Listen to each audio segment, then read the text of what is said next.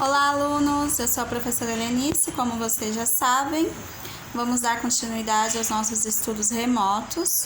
Aula de português hoje, nós vamos trabalhar o tema redação, tendo em vista que nós já nos aprofundamos nos conteúdos gramática e ortografia. Agora vamos avançar mais um pouco para este tema redação e trabalhar uma pequena parte hoje. O objetivo da nossa aula é desenvolver técnicas para obter uma boa argumentação, construir um repertório próprio, ter contato com diversos textos para que se possa obter mais conhecimento a fim de criar uma comparação, a fim de criar um conteúdo cultural e, além disso, aprender conteúdos básicos para uma boa escrita, como concordância, ortografia, gramática e coerência e muitos outros. Comunicação oral e escrita. Contar histórias, descrever seres e ambientes, expressar emoções ou expor ideias, opiniões são necessidades comuns a todos nós. Por isso, o homem criou a linguagem que permite a comunicação. A redação, então, é um ato de comunicação que utiliza a língua escrita. Entre a língua falada e escrita existem diferenças marcantes. Escrever um texto é diferente de falar uma mensagem, pois cada uma dessas formas de expressão tem características próprias, o que você deve levar em conta ao produzir uma redação. Ou seja, na língua falada a gente consegue expressar as nossas opiniões, os nossos sentimentos. É muito mais fácil a gente entender o que se fala do que aquilo que está escrito. Por isso que é importante aprender técnicas de redação, para que você possa alcançar o objetivo do seu fundamento quando você expressar de forma escrita aquele texto que você criou, né? Então, existem diferenças fundamentais entre a língua falada e a escrita. Vamos ver algumas delas? A língua escrita não apresenta recursos como entonação, ritmo que enriquecem a língua falada. Ou seja, se você vai cumprimentar uma pessoa, seja uma pessoa que você gosta, aí você fala, oi, boa tarde. Automaticamente a pessoa vai ver a felicidade no seu olhar, o sorriso. Então, existe essa entonação que na língua falada a gente tem esse recurso com facilidade, mas na língua escrita você precisa aprender técnicas, né, para poder alcançar o objetivo. Quando falamos, podemos utilizar os recursos de linguagem não verbal, como gestos, fisionomias, o que ocorre na comunicação escrita. Ainda continuando com o exemplo de cumprimento, imagina que você cumprimente uma pessoa que você não gosta, mas por educação você vai cumprimentar e você fala boa tarde. Esse mesmo boa tarde estará escrito para aquela mesma pessoa que você gosta, só que não existe uma expressão fisionômica. Se você não der um jeitinho de colocar essa entonação de forma escrita, a gente nunca vai saber se você esteve feliz ou chateado em cumprimentar aquela pessoa. Terceira dica. O emissor da mensagem falada pode perceber imediatamente a reação do receptor, interlocutor. Fato impossível caso a mensagem seja escrita. Ainda no mesmo exemplo que eu dei, se nós cumprimentamos uma pessoa, ela está vendo a gente, na hora ela vai ver se você a cumprimentou com alegria ou se você simplesmente cumprimentou por educação.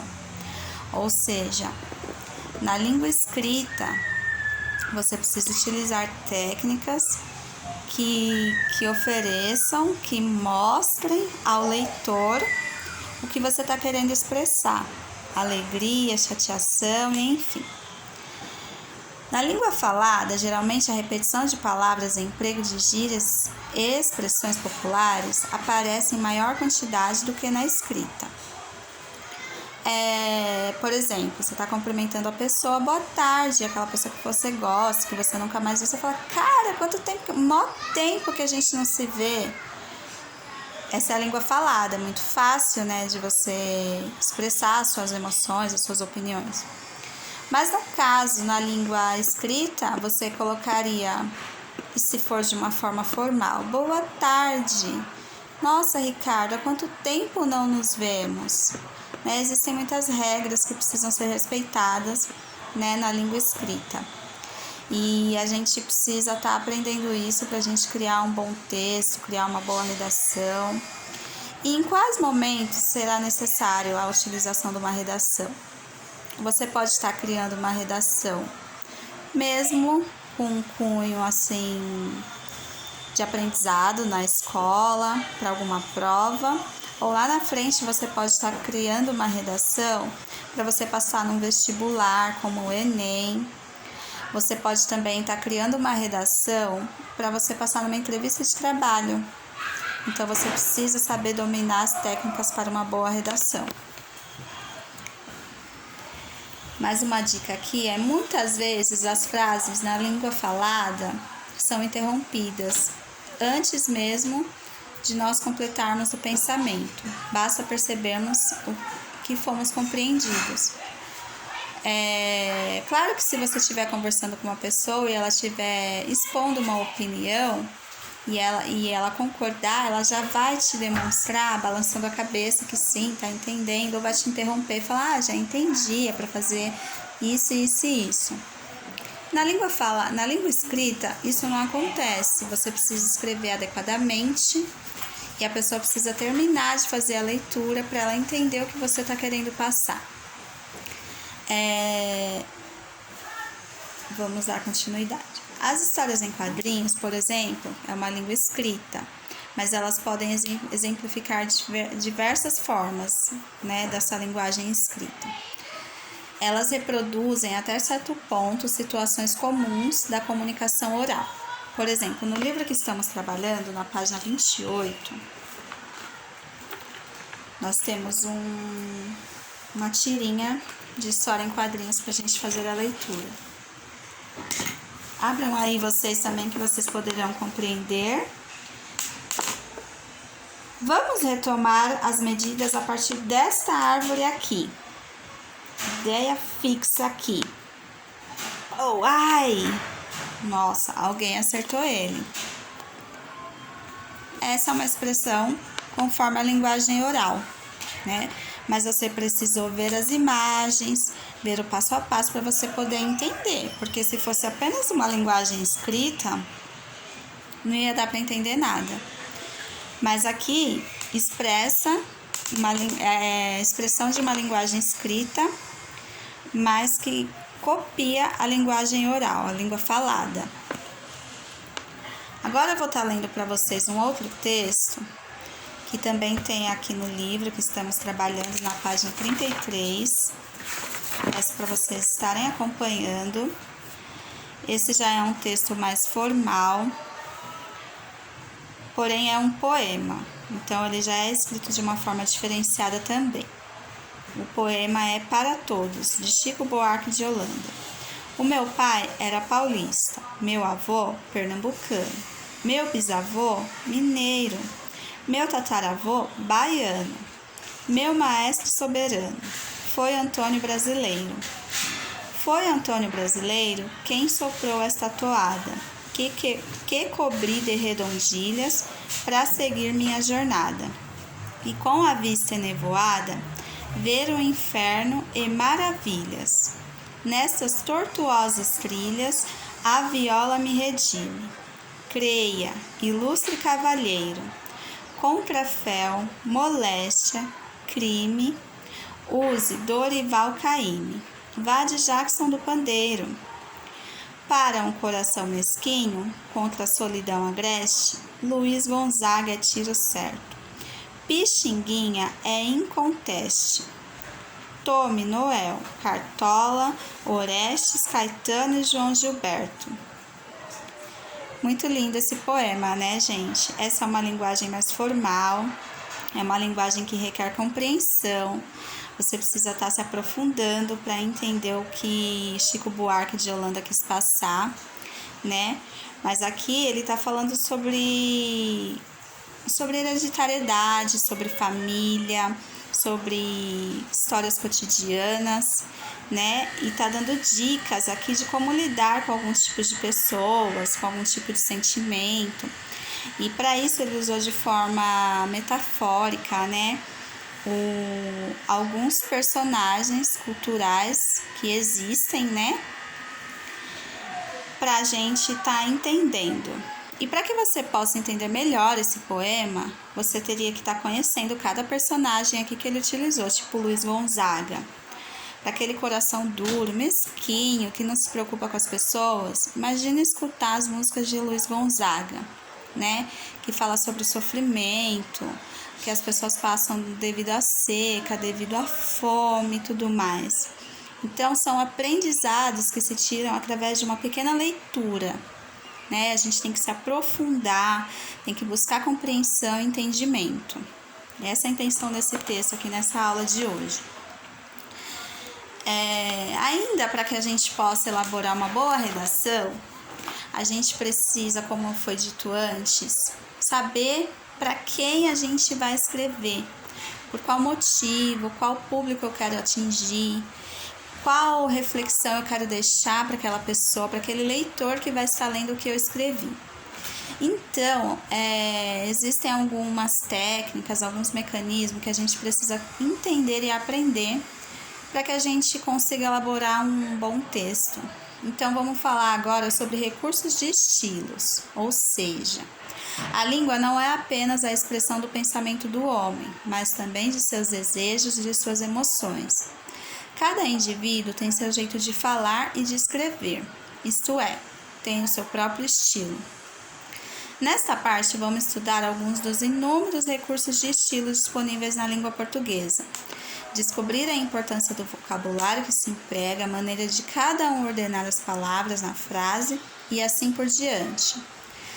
A análise desses aspectos da língua, dos quais a gramática normativa por si só não consegue dar conta, vai contribuir para que você utilize a língua portuguesa com maior competência, dispondo de mais recursos expressivos. Vejamos então, por exemplo, uma frase do texto de Drummond que abre essa unidade. Vamos lá? A gente volta um pouquinho aqui. A primeira vez que eu vi você naquele bar do crepúsculo, eu senti as pirâmides e as cataratas.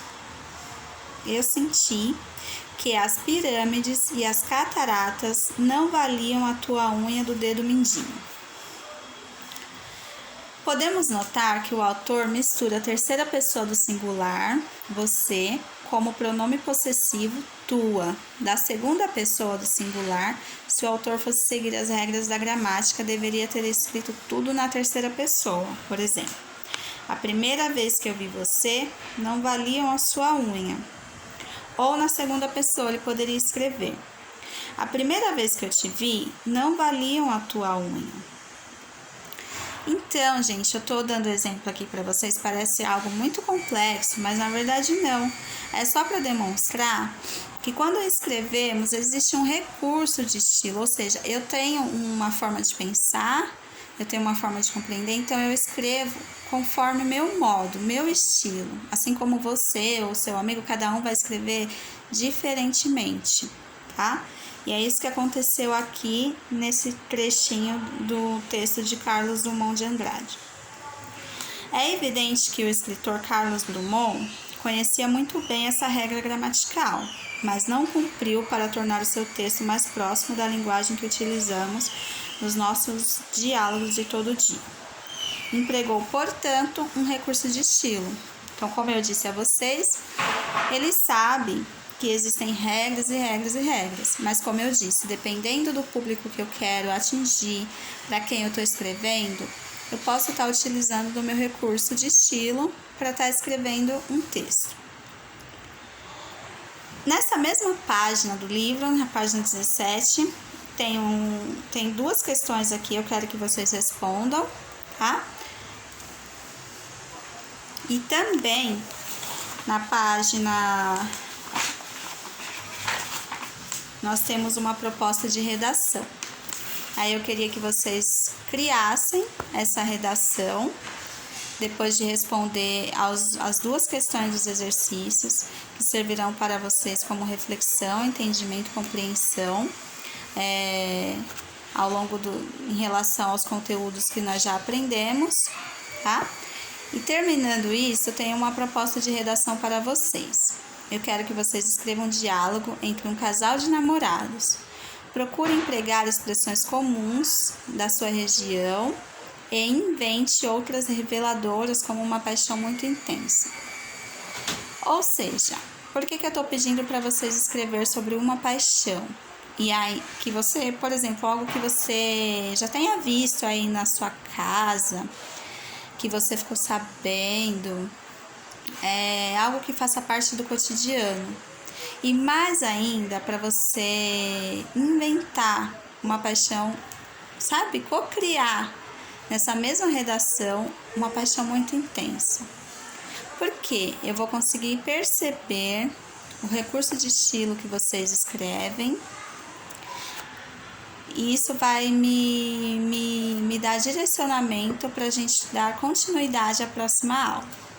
Espero que vocês consigam criar um bom texto, seguindo as regras, as normas de ortografia e de gramática que aprendemos. Tenham um bom trabalho.